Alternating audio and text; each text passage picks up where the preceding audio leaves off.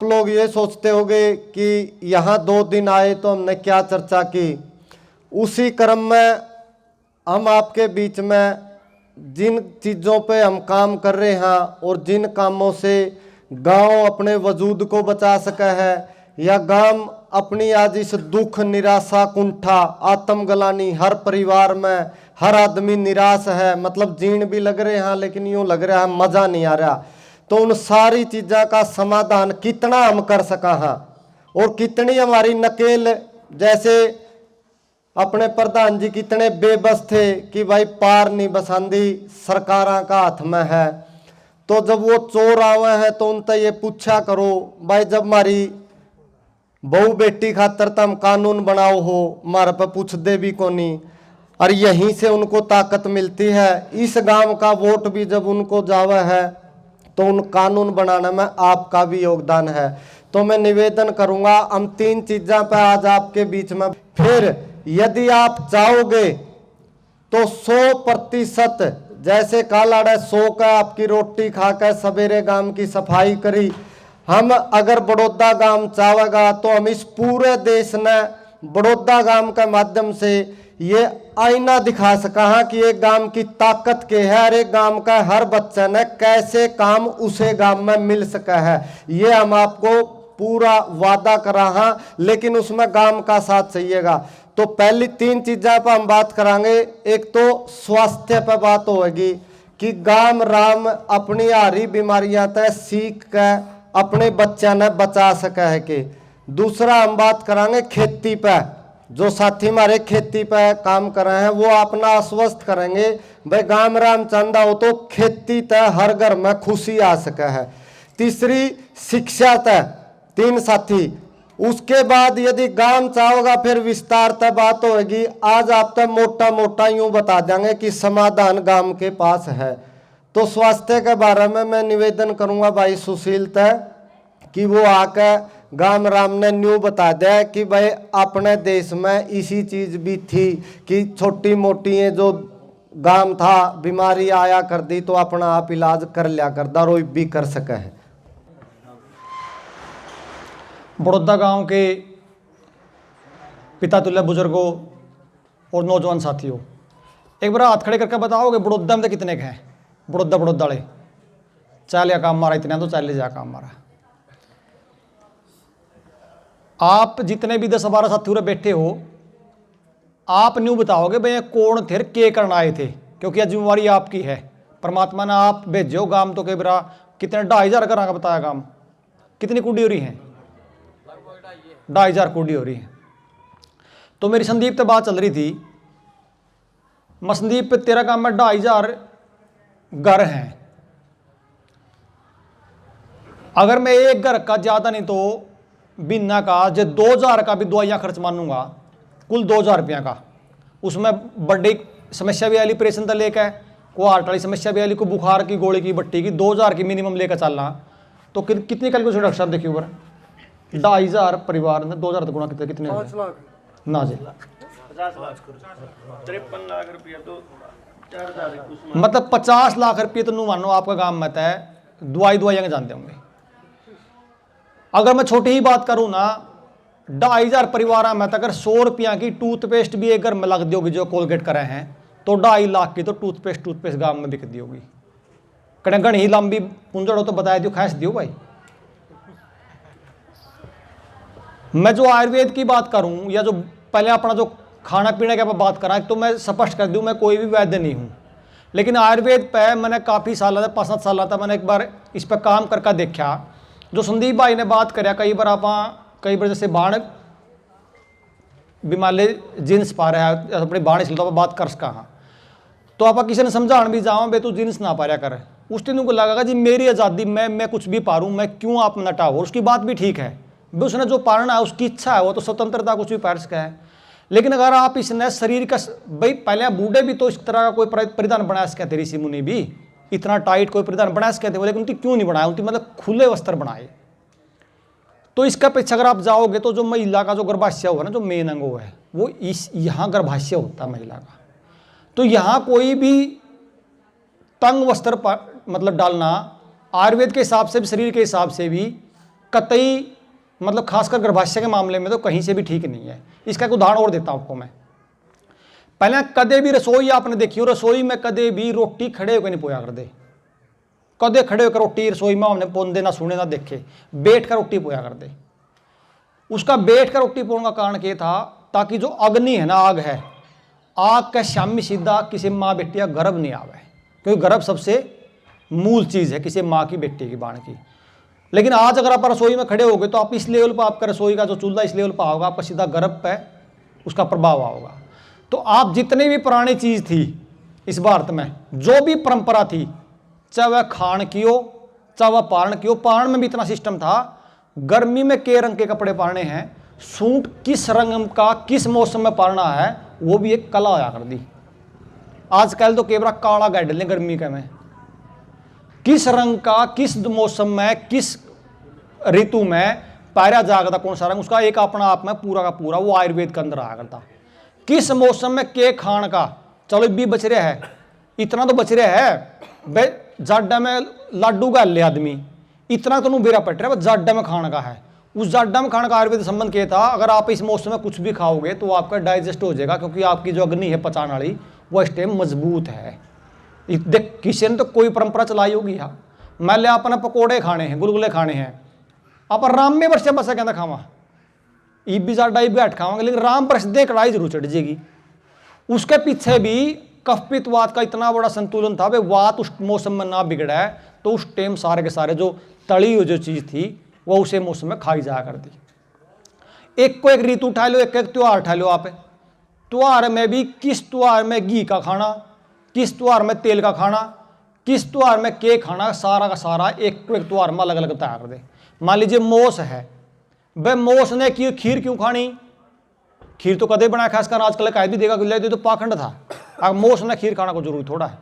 लेकिन मोस को में आप जाओगे तो मोस हर दिन के चंद्रमा नहीं निकलता, और चंद्रमा नहीं निकलेगा तो शरीर में पित्त बढ़ जाएगा, एक पित्त शरीर में जो पित्त की जगह हुआ है, चंद्रमा जिस दिन नहीं होगा शरीर में उस दिन पित्त बढ़ेगा आपका। और खीर ने बताया आयुर्वेद में, खीर खाने से पित्त का नाश हो, मतलब पित्त ने संतुलन में रखा है तो खीर रखा है। कितनी बड़ी साइंस, कितना बड़ा सिस्टम इस देश का, इस रीति रिवाजा का था। मतलब बाण भी आई तो कोथड़ी भी जो देनी हुई, कोथड़ी में भी बरसात में कोथड़ी देनी हुई, उस टाइम भी सुहाड़े और गुलगुले दिया कर दे उस टाइम। मतलब आज बिस्कुट चल गए, लेकिन उस टाइम भी सुहाड़ी गुलगुले कोथड़ी में दिया कर दे, ताकि मैं तो ठीक रहूं, मेरी बाण बेटी कुकर ठीक रहेगी, उस तक खान का भी उरत देना। तो जो सारा जो आयुर्वेद पे जो मैं बात करने लग रहा हूं, एक जो बड़ी बात मैंने आपका गांव में शायद 20-30-50 किलोमीटर में इतना बड़ा जो जैन जो समुदाय है वो आपका गांव में है, और इतनी बड़ी व्यवस्था जैन समुदाय की आपका गांव में है। एक छोटी सी बात, बुरा ना मानियो मेरा, जैन का जो पहला नियम, अगर मैं गलत ना हूं तो एक पहला नियम है जैन का अहिंसा। मैं गलत तो नहीं कह रहा जी? जैन धर्म का पहला जो नियम अहिंसा है ना, हिंसा नहीं करना, ये सबसे पहला नियम है। लेकिन कहीं न कहीं जाने अनजाने में हिंसा की अति हो गई है। कम से कम आपका गांव जो जैन को फॉलो करता है, जो जैन को मतलब मानता है, तो मैं आपके गांव से एक उम्मीद करके जाऊंगा। और जो सारे साथी पूरे हरियाणा से आए हैं, आप यकीन नहीं करोगे, इसमें से बहुत सारे साथी 50-60% साथी तो नौकरी पे लगे हैं, गवर्नमेंट नौकरी पे, किसी का अपना व्यवसाय है, और नौकरी में भी इन्होंने सोमवार का दिन था, ये पहले तय कर लिया था कि अगर एक दिन की छुट्टी लेनी पड़ी तो छुट्टी लेके जाएं, कोई दिक्कत नहीं है। और ये साथी नौकरी पे होते हुए, अपने व्यवसाय पे होते हुए भी झाड़ू लेके आपके गाँव में निकले हैं। इनका एक दर्द है, जो देवेंद्र भाई कई बार कहता है, इनका एक दर्द है, भाई समाज ने अगर नहीं बचा पाए तो अपने बड़का ने कोई बचानिया नहीं है, ये इसे दर्द खातर बैठे, और इनका कोई दर्द नहीं। जो मैं बात छूट गई थी बीच में, रविंद्र भाई कितने तरह के जीवाणु हैं जमीन में होते थे, और अब कितने तरह के बचे हैं बताना एक बार, वैसे वही से बता दो। एक ग्राम मिट्टी के अंदर पहले 200 से 500 करोड़ माइक्रो ऑर्गेनिज्म कह सकते हैं, सूक्ष्म जीव यार दे कितने। तो आज जो परिस्थिति है वो बची है 5 लाख तक और 5 करोड़ तक। मतलब इतने जीवाणुओं का आपा ने खार दुआई घेर के राम नाम सत्य कर दिया, मार दी मतलब मैं। जमीन के परमानेंट वह जो बचे अपना आप बचाया वह चले गए 10-20 फुट नीचे, जो 5-10 करोड़ बचे हुए जमीन का नीचे बताओ रविंद्र भाई चले गए। अगर मैं कोई समस्या आ जाए गोली दवाई खाऊं, हाँ अगर किसी साथी नहीं बेरा हो तो दवाई में भी वह चीज़ है जो अगर आपने पता लग जाए तो आप कदे जिंदगी में गोली का मुंह नहीं करोगे। मतलब आप जैन समुदाय तो होंगे भी रोज की रोज इतने हिंसा करने लग रहे हैं, दवाई खाने का माध्यम से भी और खेत के माध्यम से भी, और खेत में जो खाद डालकर दवाई डालकर फिर आप जो लोग ने उनका जो लोग मरेंगे उसका पाप भी किसी और का सिर चढ़ाएगा। अगर आप पाप पुण्य को मानते तो वो भी आपका सिर चढ़ने वाला है। हमारी जो जनता मोर्चा सरकार की जो शुरुआत है जनता सरकार मोर्चा की, वो इस गांव से इसलिए है क्योंकि हो सकता है यहाँ के लोग अहिंसा में ज़्यादा विश्वास करते हो। तो हमारा जो आयुर्वेद का जो मूल सिद्धांत है और जो खेती का जो मूल सिद्धांत है आपके गांव में इसलिए आए हैं ताकि हमारी जो एक पीड़ा है कि मैं मेरे गांव को, बड़ौदा को या मेरे साथियों के गांव को किस तरह गांव के आधार पे खड़ा करूं, मैं किस तरह इस खेत को बचा पाऊं, किस तरह इस मेरे गांव के आदमी को बचा पाऊं। मुझे आप लोगों से पता नहीं क्यों ज़्यादा उम्मीद है, क्योंकि आप लोग हिंसा में विश्वास करते हो और आपका धर्म भी बनता है कि आपके हाथ से कोई हिंसा ना हो, क्योंकि ऐसा आप लोग शायद रोज सोचते हो, ऐसा आपके जो आपके गुरु हैं धर्म गुरु वो भी आपको रोज बताते होंगे। तो आयुर्वेद के बारे में बहुत लंबी चौड़ी चर्चा करने की जरूरत तो मैं नहीं करूंगा, लेकिन मैं निवेदन करूंगा। आपके गांव के कुछ साथी यहां भी बैठे हैं जो गौशाला में भी काम करते हैं। अगर किसी और साथी को इस तरह का इंटरेस्ट है, इस तरह कोई काम करना चाहता है, या किसी साथी का कोई बच्चा जवान है 10वीं में है तो उसको मेडिकल करवा के आयुर्वेद में जरूर एडमिशन कराओ। और आयुर्वेद मूल आयुर्वेद क्या है वो हमारे पास मुख्य जो हमारे वैद्य हैं उनसे हम मतलब उनको प्रेरणा दे के नाड़ी वैद्य का जो परीक्षण है या जो नाड़ी वैद्य जो पुरानी परंपरा के वैद्य बचे हैं उसका जीविका का या उसको सिखाने का काम जो जिम्मेवारी वो हमारी है। और अगर आयुर्वेद पे आपको लगता है जी हमें इस पे काम करना चाहिए और हमारा गांव चाहेगा कि हम उस दवाई से दूर हों जहां पे हिंसा होती हो, तो आपके गांव में भी किस मौसम में किस तरह खाना, संदीप भाई कम से कम सबसे पहली शुरुआत तुम यहां से करेंगे अगर गांव आपका राजी हो कि किस ऋतु में क्या चीज खानी क्या नहीं खानी ताकि बीमारी आए ना। देखो दो चीजें आयुर्वेद में, एक तो बीमारी के बाद इलाज, दूसरी है बीमारी आए ही ना। हम जो लोग काम कर रहे हैं वो इस पे काम कर रहे हैं कि लोग बीमार हो ना, दवाई पे हम लोग काम नहीं करते अभी। तो उस बीमारी ना आए उसके लिए आपको किस मौसम में क्या खाना और आपके घर में रसोई किस तरह बदलेगी, जब भी आप कहोगे दोबारा एक टीम आपके गांव में आ जाएगी। एक कैलेंडर या एक पर्चा हमारे हाथ में होगा, वो घर घर जाके समझा के भी आएंगे, दे के भी आएंगे कि आपको इस ऋतु में ये चीज़ तो छोड़ देनी, ये खानी है, आपकी रसोई में ये इतने तरह के जहर हैं ये छोड़ दे हैं, इनकी जगह पे ये चीज़ें खानी है। तो आप जो 500 साथी 10 साथी जो आए हो, आज शायद कुछ साथी नहीं आ पाए, कुछ शायद मतलब डेथ वगैरह भी हुई है उसकी वजह से, तो अगली बार अगर आप टीम को बुलाओगे स्वास्थ्य वाली टीम को तो घर घर जाके, एक जगह हम पंचायत में नहीं बुलाएंगे, घर घर जाके उसको एक पर्चा और उसको समझाने का जो उनके सवाल रहेंगे, हमें 2 दिन लगे 3 दिन लगे, तो हम एक स्वास्थ्य की आयुर्वेद की शुरुआत करना चाहते हैं। आयुर्वेद का कोई ये ना माने कि हम कोई दवाई या कोई मतलब कोई गोली बेचने आए हैं। हमारा मकसद इतना है कि जो व्यक्ति स्वस्थ है, क्योंकि दिन रात समाज में हमारा भी जाना है, जहाँ भी जाते हैं कि जी के क्या दिक्कत आई, बोले जी ठीक ठाक था, सुबेरे गया 50 45 30 साल आप गए थे, 28 साल 26 साल की महिला को कैंसर है, एक बच्चे को छोड़ कर गई है। अगर किसी के घर में कैंसर है 13 साल के बच्चे का हार्ट अटैक, हाँ किसी के घर में कैंसर है तो ये मानना कि आने वाली जो पीढ़ी है वो भी नहीं बच पाएगी। वो क्यों नहीं बच पाएगी? क्योंकि जो उसको कैंसर हुआ है जिस व्यक्ति को, उसी खाने से हुआ, वही खाना आपके बाकी बच्चे भी खा रहे हैं। तो वो कहाँ समस्या है? जहाँ पे कैंसर है उसमें समस्या क्या है? क्योंकि कई बार लोग ये भी बोल देते हैं कि जो शराब से होती है, हुक्के से होती है, बीड़ी से होती है, लेकिन बहुत सारी माताएं बहनें भी हैं जिसने कभी शराब नहीं पिया, कभी हुक्का नहीं पिया, उनको भी कैंसर हो रही हैं। तो ये बीमारियां जो हैं, ये बताते हैं कि परमपिता परमात्मा ने 100 साल की उम्र दी थी, लेकिन जो 40 साल की 50 साल की उम्र में जो अकस्मात जो मौत हो रही हैं, इनके पीछे कारण और आने वाली पीढ़ी से कैसे बचे, उस पर अगर कोई काम करवाना हो, ये मोर्चा आपके गांव के साथ है। 2 दिन लगे 3 दिन लगे, घर घर में जाएंगे, उनको समझाएंगे, सिखाएंगे। तो मैं इन्हीं बातों के साथ विराम देता हूँ। और खेती पे सुनील भाई अगर आपकी हिम्मत हो तो थोड़ी देर अब आप बता दीजिए, 10-20 मिनट, उसके बाद रविंद्र बता देगा। अगर आप 101 साल पीछे देखोगे कि जो काम, जैसे अपना बच्चा पहली दूसरी में पढ़ने जा रहा है, अगर वो तंत्र चाहे, उस बच्चे को उस किताब में ये बता दिया जाए कि भाई तेरे घर में, क्योंकि वो बेटी भी पढ़ रही है बेटा भी पढ़ रहा है, अगर वो तंत्र आपको ये बता दे कि आपने ये खाना है ये नहीं खाना, इस टाइम पे उससे किसी को फर्क नहीं पड़ेगा, लेकिन समाज को फायदा होगा नहीं, लेकिन वो तो बताएंगे नहीं। तो क्या हम भी इसी तरह बैठे रहें कि कोई और आएगा बचाने वाला? तो ये चीज यदि कोशिश करा गांव के 50-100 साथी अगर एक दिन बैठ कर हर घर में ये सूचना चली जावे तो उससे गांव का फायदा हो जाएगा और 80 से 90% समस्या बच जाओगी। और जब पीछे षड्यंत्र आया था, ऐसे षड्यंत्र आगे भी आएंगे कि झूठी बीमारियों के नाम पे आपको फिर गुलाम ना बना सकें, तो आप जागरूक हो जाओगे।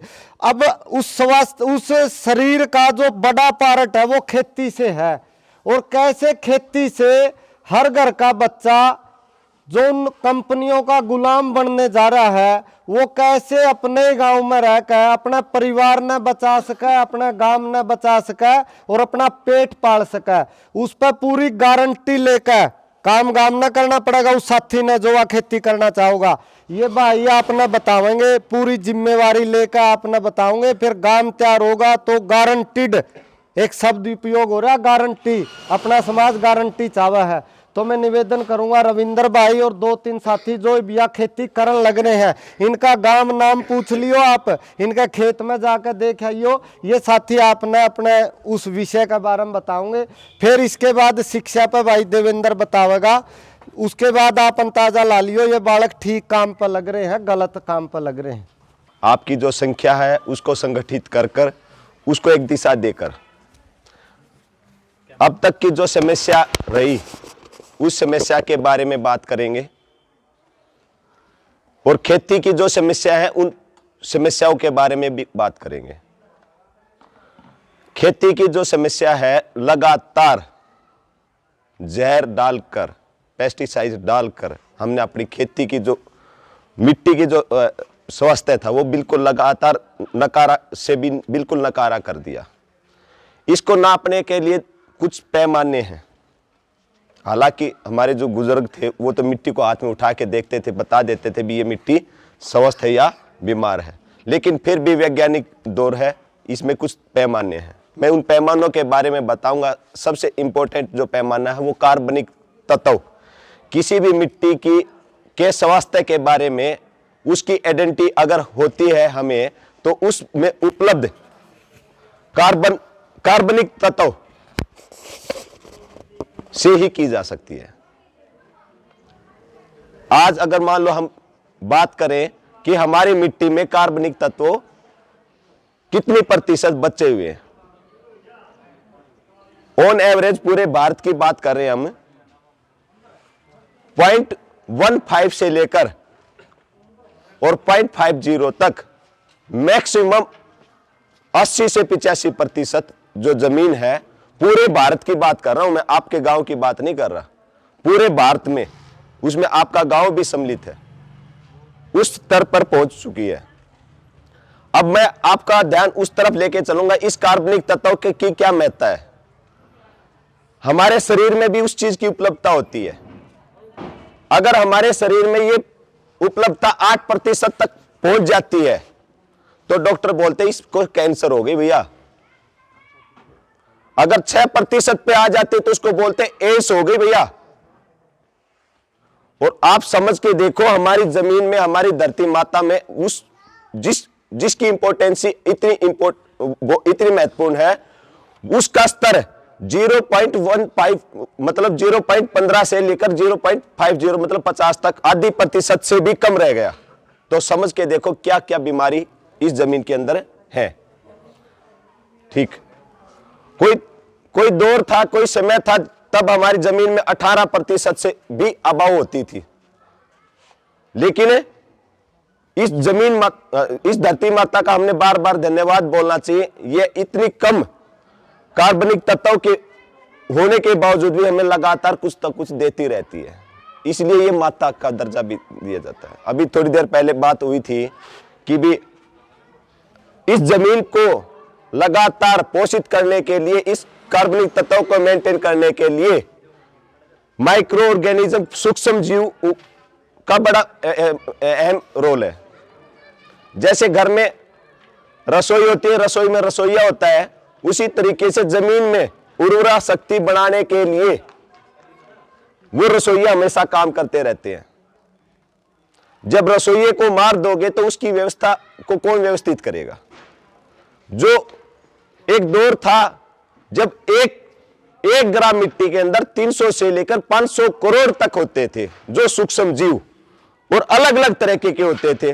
उन्हीं का काम होता था उसके अंदर नाइट्रोजन देना, नाइट्रोजन हवा से लेकर जमीन के अंदर लेके आना, हवा से कार्बन लेकर उसको कार्बोहाइड्रेट में बदल के जमीन को के अंदर जो हमारी जड़ें हैं पेड़ों की, उन तक उनका भोजन पहुंचाना, फास्फोरस की मात्रा पहुंचाना।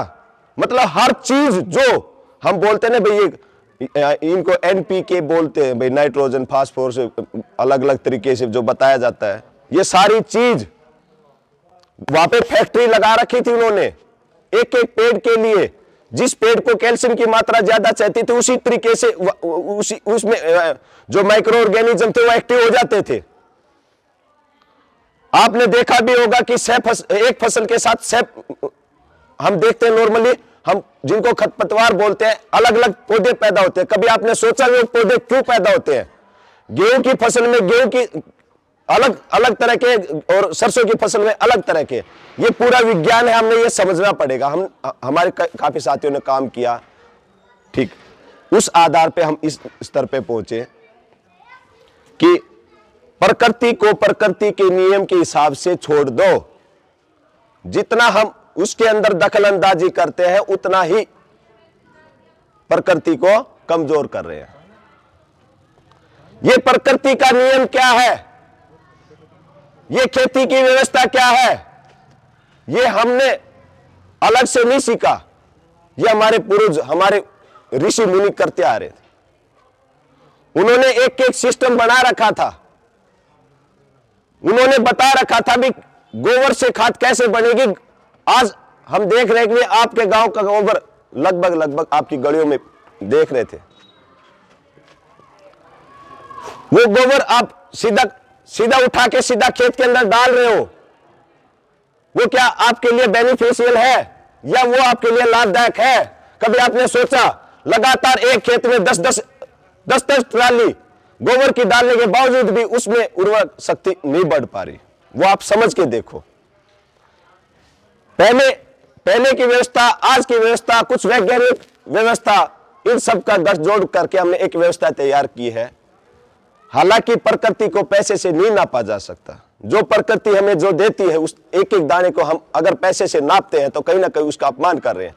लेकिन व्यवस्था हमें मजबूर कर रही है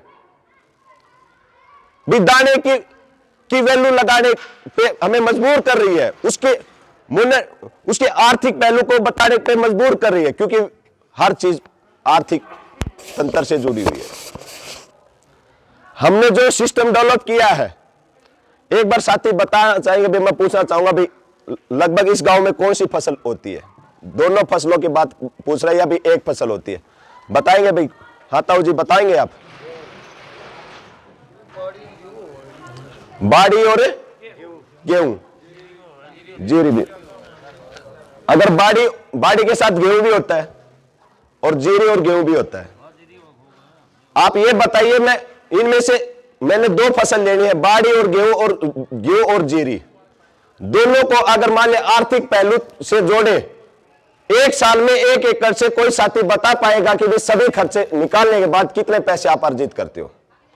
कोई प्रकृति की मार ना पड़े, कोई बीमारी ना आए तो? कोई आइडिया? 50,000, 30,000, 70,000, 1 लाख, 2 लाख, कोई साथी बताएगा? 50,000 एक साल। देखो साहब संदीप भाई, 50,000 नहीं बचते हो तो जमींदार इतना बावड़ा नहीं। खड़े हो भाई सर। कोता भी लगाया हुआ है तो 28,000 रुपये प्रति एकड़ का होता हो, मारो जमीन हो और आपने सिर्फ भी हुआ तो वो तो अपनी देख रेख पर डिपेंड है। आप में कितना किसान में जुनून है ना, ही तो समृद्धि को औसतन बता दो। औसतन एक साल में दोनों फसलों का अगर खर्चा पानी निकालने के बाद 70,000, 50,000 एक अमाउंट हमें बताइए, हम उसके बाद में आगे की कार्रवाई जो घर की जमीन हो या ठेके पे दी? घर की जमीन की बात करें, जमीन 60,000 रुपये किला बताया। 60,000। हम अगर आपको 70,000 रुपए की एक साल में लिख के गारंटी दे और बगैर यूरिया, बगैर डीएपी, बगैर पेस्टिसाइड के, क्या आप ये खेती करना चाहोगे? बात 70,000 की नहीं है, हमारे 70,000, 80,000, 1 लाख, 2 लाख, अलग अलग जैसी मतलब परिस्थिति उसके हिसाब से हम ये सिस्टम सेट कर सकते हैं। काम आपने करना है, दिशा हम देंगे,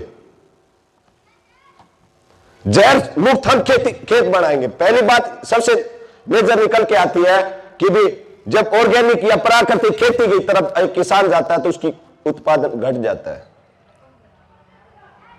उसका भी रास्ता है, उसी रास्ते पर चलते हैं। भैया ने बताया कि भी 60,000 रुपए लेते हैं, हम ये कह रहे हैं 80,000 रुपए के हम लिख के दे रहे हैं आपको। 80,000 रुपए आपका 1 साल के बाद आपके 1 एकड़ से आपको अगर ना मिले तो हमसे ले ले, हम देंगे भाई, और ज्यादा हो तो वो भी आपका। हम आपके हितैषी हैं, हम क्यों? अगर आप बचते तो हम बचते हैं। आप जो पैदा करते हो कहीं ना कहीं किसी ना किसी रास्ते से हम खाते हैं।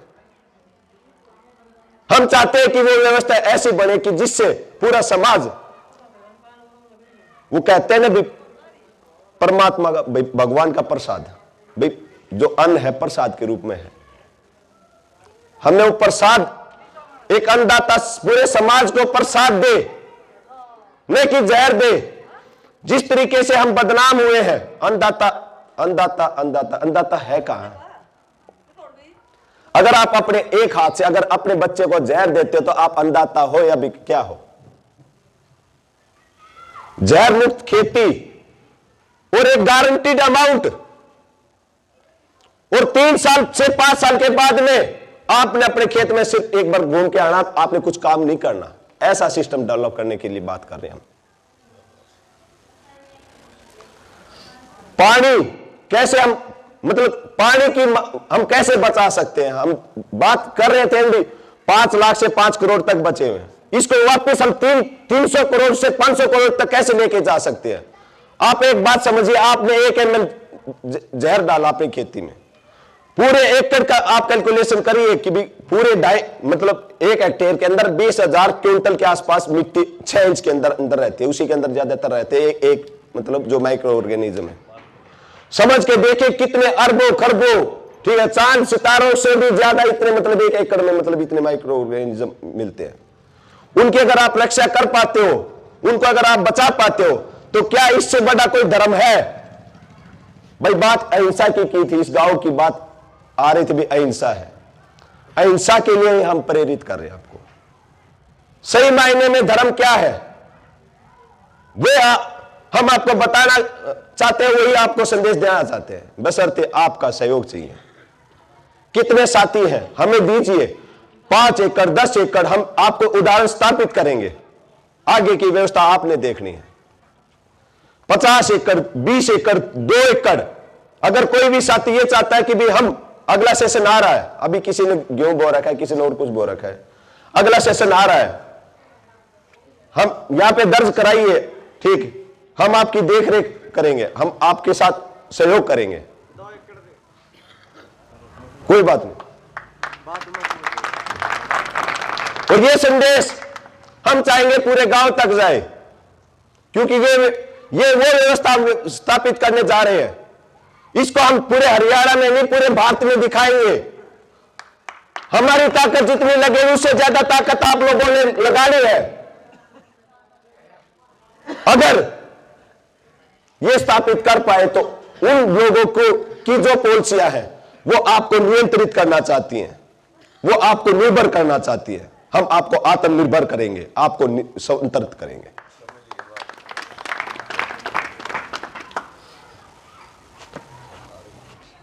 बस जो संदेश हम देना चाहते थे शायद हम अपने साथियों को दे पाए।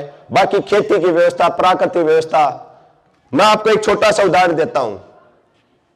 एक मेंढक छोटा सा जीव है, अगर आपके खेत में 5 भी मेंढक है ना, 5 मेंढक भी हैं, तो आपके खेत में कीट नहीं लगेंगे। दान की बात कर रहा हूं मैं। वो मिंडक खत्म कर दिए, मिंडक की मां खत्म कर दी, मिंडक की बहू खत्म कर दी। समझ सको आप भाई, क्या मैं भी नहीं छोड़ा। हाँ, थोड़े से स्वार्थ के लिए, स्वार्थ भी नहीं है। अगर स्वार्थ हो तो समझ में आता है। हम इसको बोलेंगे भाई अनजान, यू माने भाई मूर्ख आदमी है। खेती की बात करा हाँ तो भाई कितन भाई खेती तो परमात्मा तो जुड़ रही है, ठीक है। और जमींदार तो बड़ा राम का नाम लेने कोई नहीं था। कितन सोचना पड़ेगा। और कितने साथी आपके गांव में से जो निकल कर भाई विदेश में जाते हैं और एक साल में कितने कमाते हैं। ऐसी ऐसी व्यवस्था है, अगर गांव साथ दे, एक एक एकड़ में बात पैसे की करी जाएगी ना, तो एक एक एकड़ में 10-10 लाख रुपए आप एक साल के अर्जित कर सकते हो। लेकिन गांव साथ दे, उसमें प्रोसेसिंग का जो सिस्टम है उसमें पूरा गांव सहयोग दे, उससे आपके बच्चों को रोजगार मिलेगा।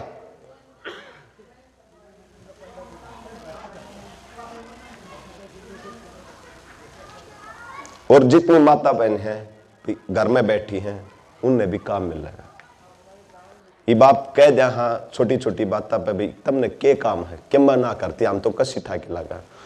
आप कसी ठा के खेत में लागो, हमारी माँ बाण होंगे घर न लागेंगे, सब व्यवस्थित रहेंगे। ज्यादातर 80% उड़े हिमालय भी स्वस्थ उड़े हो गए। आधी तो हिमालय टेंशन ते बीमारी बढ़ रही, तेरी मेरी करा तो बीमारी बढ़ रही है।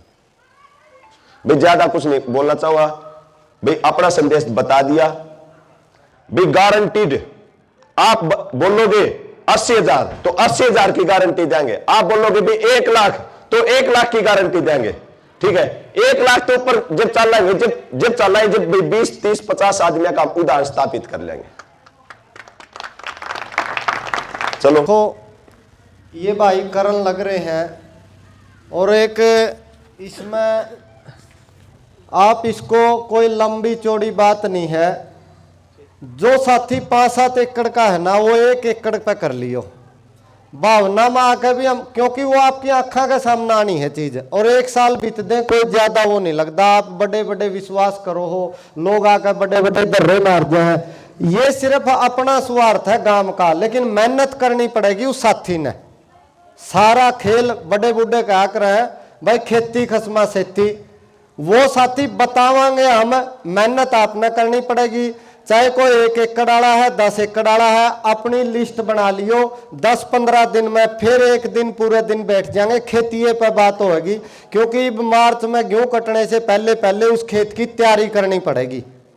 ईब जो फसल लग गएगी तो वो भाई अपना 1 किला 2 किला आधा एकड़ 1 डबड़ा जितनी भी वो बनाए, गारंटी की क्या बात थी। क्योंकि आप जो खेती करा है ना वो घर खर्च चलाने खातर करा। हाँ, और बात आवा है वो यूं कहो भाई यूरिया डीएपी मजबूरी में डालना पड़ा है, बालक पढ़ने हैं, आड़ती का ब्याज देना है, बैंक का ब्याज देना है, अपनी इज्जत बचानी है, इस चक्कर में फंस रहे हैं। तो जब लग उस साथी ना पे यूं नहीं कंधे ना भाई, तू जब आज 60,000 रुपए इस जहर के चक्कर में कमा रहा है नहीं, तो 60 की गारंटी तो हम देने लग रहे हैं। तो फिर तू उस रास्ते पे मेहनत कर ले। आपका पेटा तो भरा है, 1 साल बाद गांव में हुए सबने बेरा पट जाएगा। और जो आपने न्यू दिखा है भाई इन साथियों ने तो अड़ुद्दा का हाथ लुआ दिया, तो हाथ जोड़ लेंगे आप तक कुछ कमा के तो कौन ले जा। आपका जो नुकसान होगा उसमें साथी खड़े हैं, नुकसान नहीं होने देंगे। दूसरी बात है ये गुलामी है, बीज आपका नहीं है और जहर आपका, वो जहर भी उनका बीज भी उनके, या मजदूर बन रहे हैं। कितने दिन तक मतलब इस लड़ाई में पिसते रहेंगे। मतलब इस गुलामी की कल्पना तो करो, उस बीज वाले ने जो बीज देना बंद कर दिया, भूखे मरांगे और क्या करांगे। और ये सोच लो किसी भी फसल का बीज नहीं है अपने पास, तो उस गुलामी से बचने के लिए ये संघर्ष है। और इसमें हम रोना नहीं रोंदे उन सरकारों का, वो चोर है, उनका काम है, वो करते रहो उनका काम, लेकिन हम अपना काम तो कर सका। हम किसने रोक रखे हैं। अगर ये सरकारें चाहे ना, मैं आपको एक छोटा सा उदाहरण देता हूं। 8 कट्टे यूरिया हर आदमी अपने खेत में गिरता होगा। 8 कट्टिया की कीमत, 1 साल की बात कर रहा हूं मैं, 8 कट्टिया की कीमत 23,000 रुपए है। अगर 1 कट्टा डीएपी का और 8 कट्टे यूरिया के जो आपका पैसा वो बजट में निर्धारित होता है, और वो किसका जान लग रहा है? उन कंपनियां का। अगर ये सरकार यूं कह दे लाइयो 25,000 रुपये जो यूरिया डीएपी नहीं गिरेगा तेरे खाते में भेज दिए, और गांव राम जिम्मेवार है। देखो गांव राम तो बड़ा तो कुछ नहीं होता। अगर गांव राम उस भाई की गारंटी ले और वो जहर नहीं गिर है, 25,000 रुपये आज भी तो खराब जान लग रहे हैं। 25,000 रुपये अगर वो आपने मिल जाए, लेकिन वो नहीं करेंगे, तो आपने क्या करना है भाई? खुद बचना है। तो इसलिए जो साथी खेती करना चाहेंगे वो लिस्ट बना लो भाई, 1 एकड़ में यूं करेगा, 2 एकड़ में यूं करेगा, 2 आड़े में यूं करेगा। और आपके लिए तो सबसे बड़ा वरदान है गौशाला है गांव में, वो सारी बैठ कर बात करेंगे। न्यू गेहूं बोलियो, जीरी बोलियो, बाड़ी जो जी करा वही बोलियो। कोई आपने न्यू कौन थोप दे इनकी डाल ये फसल नहीं बोनी, जी करा वो बोलियो, बस बात वह मान लियो जो ये साथी बतावे। तो 2 बात तो ये होगी। एक तीसरी बात जो हमारा भाई देवेंद्र बताया करा है, यो जो भाई खेती करन लग रहा है या फिलहाल इनके सबके एड्रेस दे देंगे, आप फोन फान करके रिश्तेदारी होगी और होगी न्यू पूछ लियो रहे हैं, दुखी हो रहे हैं, टोटा में है कि यहाँ आनंद ले रहे हैं, उस टाइम ताजा आ जाएगा। शिक्षा पे बात भाई, एक एजुकेशन था। अगर यू पूरा गांव चाहे ना शिक्षा शिक्षा शिक्षा या बात हो रही है भाई, पढ़ा लो पढ़ा लो पढ़ा लो, वो पढ़ाई था हम कड़े ही पहुंच गए। और अगर यो पढ़ाई जो यो भाई बतावेगा, अगर जे गांव राम जिम्मेवारी लेंदा हो ना, यो अपनी सारी विद्या जो इसने तप कमाया है अपना 10-12 साल में, वो एक बालक के यू 1.5 लाख रुपये ले ले, उसने न्यू बतान के ला तेरे बालक ने न्यू बना ले, प्रधानमंत्री बना ले, मुख्यमंत्री बना ले, इंजीनियर बना ले, डॉक्टर बना ले।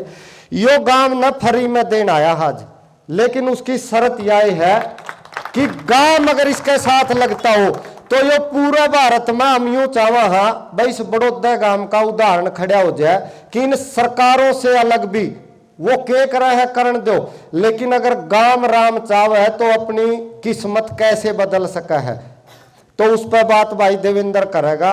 और तुमने न्यू बताओगा कि ये जो शिक्षा में क्या ताकत है, कैसे रोजगार हर गांव के बच्चे ने गांव राम दे सके, उस पर बात रखेगा भाई देवेंद्र।